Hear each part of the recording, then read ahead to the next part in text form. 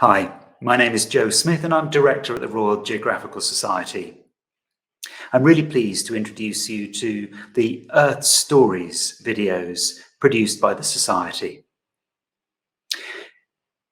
Our experience of COVID and the lockdown taught us that we can produce material from global specialists on sustainability themes from anywhere on the planet without having to burn any kerosene. We wanted to keep this going, so we've invented this series of 20-minute short talks that engage with themes of environment, development, and sustainability.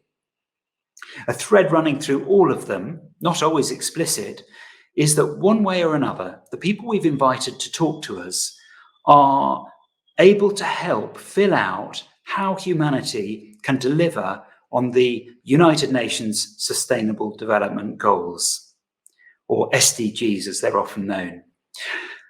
The SDGs can be understood as humanity's plan to create a livable, sustainable planet for everyone through the course of the next couple of decades. So we're going to be asking people who can help fill in different parts of that story. Today, Professor Bronwyn Hayward is going to bring a particular body of insights that she's worked on over many years that connect questions of citizenship, youth, and environmental action. I'm delighted to welcome Bronwyn to the first in our Earth Stories series, and I know you're going to learn from and be inspired by what she has to say.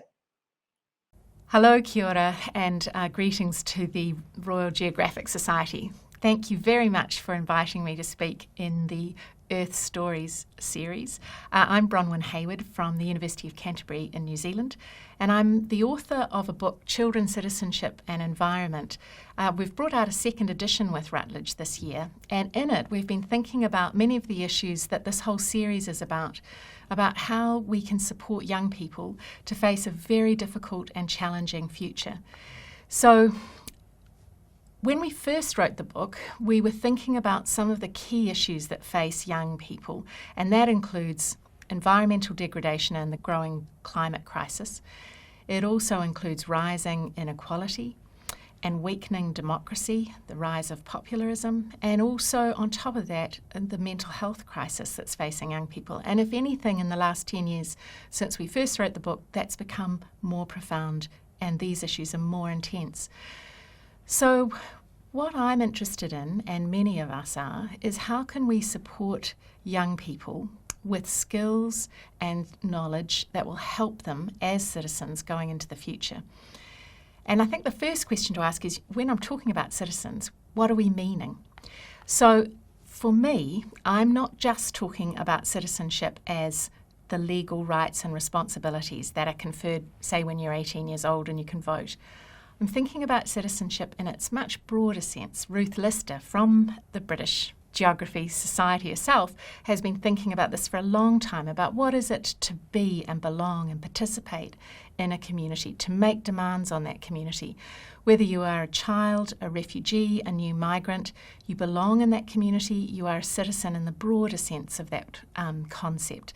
So it's in that sense that we're talking about what are the kinds of support and skills that citizens need. And in addition to that, when we think about environmental issues, we're often thinking about our carbon footprint or the impact that we make on the world. But what is our citizenship handprint? What difference can we make socially and politically and economically for our communities? Well, I think the first thing to think about is that not all young citizens feel that they can make a difference. When we first began thinking about the handprints of citizenship, it was before the Trump period, before the real rise of misinformation pre-COVID. But what was really striking when we did a series of interviews here in New Zealand, and then again when we've been talking and I've been had the opportunity to work in several countries and think about this issue from different perspectives, and I've really benefited from other colleagues' insights. What is quite striking is that for many young citizens, they experience a pathology of exclusion and fear. And that's characterised by a frustrated sense of agency, feeling that they aren't able to make a difference. Now, that might be because they lack income, because they're scared of somebody at home or in the community, but they don't feel that they can be heard and make a difference. And when we think about how they live and interact with their broader environment, often they feel quite excluded from that environment. It might simply be because they are physically not allowed to play in new shopping areas. They're closed off spaces as we privatise and securitise many spaces. It could be because we're building walls and excluding who can come in and who can't. But for many people, that experience of citizenship is increasingly an experience of exclusion. The difficulty in this period of feeling extremely fearful and excluded is that we also see associated with that a rise of the values for decision making that really focus on authoritarianism, on a strong leader who will save us, who will rescue us. And on top of that, there's a tendency to think about the issues of justice and fairness as a blame-focused, who's responsible for this terrible situation, an eye for an eye, a tooth for a tooth kind of approach. And the net result of that sort of pathology of the fears of citizenship is that initially we thought we had a silenced kind of political imagination, but in the last decade, one of the most striking things is that in this context we also see a rise of sense of conspiracy, a sense of misinformation. Being in the know provides a way of making sense of feeling alienated and angry and excluded from your environment. So before we start thinking about how we can make a difference, I do think it's important to remember that a large number of people don't feel they are citizens, and they do feel this kind of pathology. But the news is not all bad. For many of the young people that we interviewed 10 years ago, and then when we revisited the study for this second edition, a large number of people are what I would call smart citizens. They're really products of perhaps our neoliberal environment, but there is a great sense of emphasis on self-help. What difference can I make in my world? How can I make a difference is a really strong, resonating phrase that comes through in many languages. It certainly came through in many of our interviews. And then on top of that, where do I make a difference? What's the environment that I'm expected to interact in the most? How do I see my world? Well, what's quite striking about this smart approach to environment is that it's often focused on making a difference in the market. So shopping ethically, making a difference in terms of developing new products. If you can't shop ethically, at least shop, at least participate actively in the economy. So there's a large focus on self-help and market participation. There's also a focus in this kind of smart approach to environmental citizenship on a universal justice, or what Rawls might call an a priori theory of justice, like what's the contracts and expectations. So if I do something, what are other people going to do? So if I take action on the environment, I have an expectation that other countries or other individuals will also do that. So this kind of a priori expectation of justice goes along with an expectation that as a good citizen, I will participate in representative decision making. So I will vote, I will perhaps even stand for election, but I will definitely participate in our kind of democratic decision making process. And we often find that we reward and encourage students in the SMART model who in particular express their political imagination through the ideas of technological transformation, those who can create the new kinds of solar power, the new kinds of energy saving, the carbon capture and storage, the technology that's going to help reduce our carbon and help us live more sustainably. Now, there's nothing wrong with the SMART version of thin environmentalism. We desperately need responsible individuals who care and feel that they can make a difference, and we desperately need new technology and new ways to solve problems. The difficulty, however, with this smart kind of approach to citizenship is it leaves unchallenged and unquestioned the deeper social and economic and historical drivers of the kinds of problems that we're seeing, like our carbon increasing emissions and our growing inequality. So if we're trying to encourage students to understand how to make a difference, it's not enough to encourage individual responsibility and technological innovation and STEM thinking. We need those skills, but they can also leave students feeling extremely stressed and isolated, that there is an enormous burden on them to be responsible to make a difference. In our studies, we found that a good third of the students that we interviewed associated with an idea of collective citizenship, what I call strong ecological citizenship, in which the characteristics are that as an individual, I actually participate with others. So my social agency is through collective action. Here in Christchurch, after the earthquakes 10 years ago, our student volunteer army has become quite significant as an organisation of spontaneous volunteers that's maintained a collective response to disasters and issues, even COVID at the moment. We have student volunteers supporting the community, and it's had a knock-on effect for young citizens as well. So young children are often following this kind of collective action model. But alongside this is a sense of empathy and a sense of place. So the sense of environmental attachment is both, yes, scientific, we understand the world in which we live, but it is also broader. It's a sense of tūranga waiwai, or having a sense of place, a sense of being and belonging somewhere. And alongside that, what's interesting is that many of the young citizens who are reflecting these social agency values and the strong sense of place attachment are also learning skills of what I would call embedded justice. Along the lines of Amartya Sen, it's the how do you solve problems in the muddles that we're in now. We haven't got a pre-established rule book for what we will do. We have to solve the kinds of injustices that we find that we are facing right now.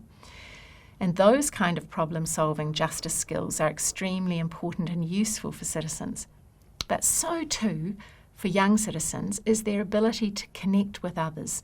And so in their decision-making, it's a deliberative, reflective, listening process that we often find, but it's connected outward to other communities around the world, certainly other communities within their own country, so that you're not isolated in your own suffering or struggle, but you are connecting your causes, issues, concerns with the experiences and stories of others. So a sort of a decentered deliberation, as Iris Young, the theorist, would call it.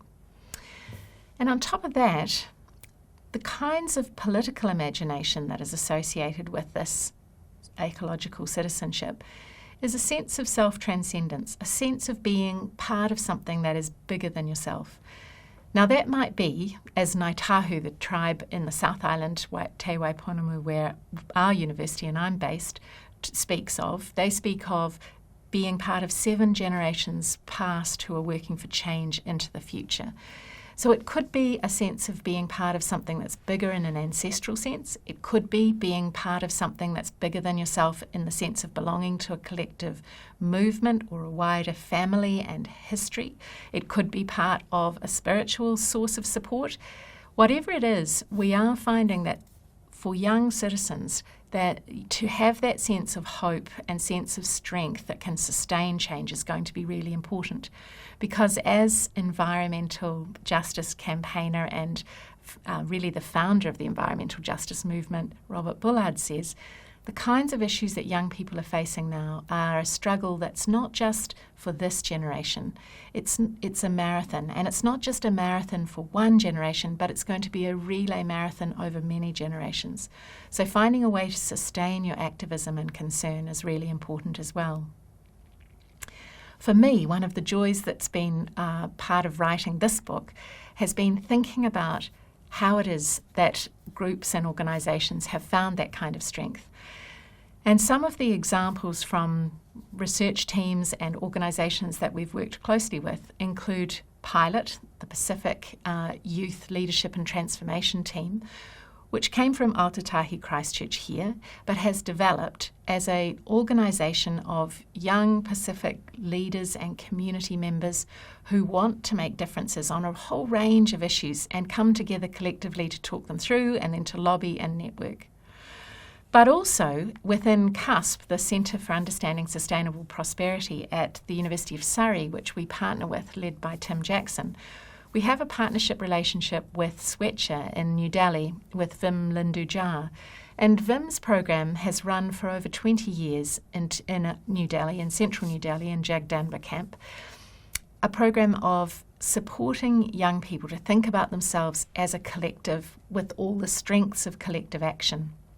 That sense of whanaungatanga, of being part of a community that will support you, that you are networked with, has been a very important source of strength for many Indigenous communities who've sustained their culture and knowledge and practices and resistance against extremely tense and difficult existential crises over time.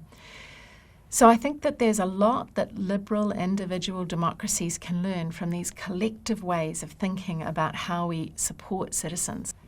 And before I finish, I would like to feature 4 of the key activists who helped write some features in the new edition of the book and who have taught me a lot.